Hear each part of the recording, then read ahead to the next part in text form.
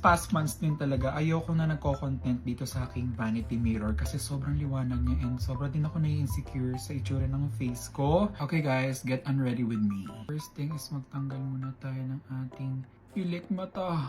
Ito yung ginagamit kong lashes guys sa Dora Lab. After natin magtanggal ng lashes, now it's time to put this deep cleansing oil from Frankly. Hindi ko pa kayo mabigyan ng full review regarding this cleansing oil, but so far, I'm loving this. So this has BHA and LHA. Ayan, may natira pa ang pilik. Oh God, goodbye sa'yo, be.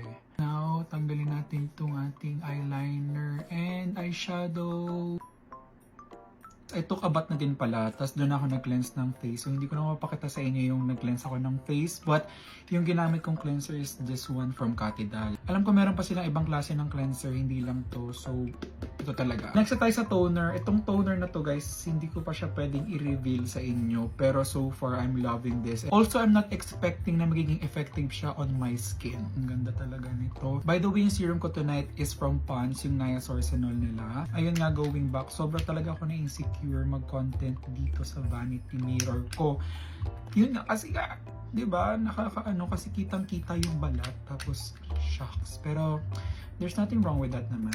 Hindi lang ako comfortable. But now, I'm comfortable to face here sa vanity mirror ko and with my camera because thanks to this product that I'm using, give me confidence again to film. As far as I know, ilang buwan ko na bang ginagamit tong Pond's Niasourcinol? Parang magti 3 months na. And look at the result. Slowly but yet effective. After ko ng serum is this from COSRX. Ito yung kanilang moisturizer na parang 2-in-1. Kabaliwan ko, natanggal ko yung kanyang packaging kasi may nakalagay ditong parang open here. Nung tinanggal ko siya, guys, natanggal yung buong packaging. Tama ba yun? Tama ba yun? Super in love with this moisturizer.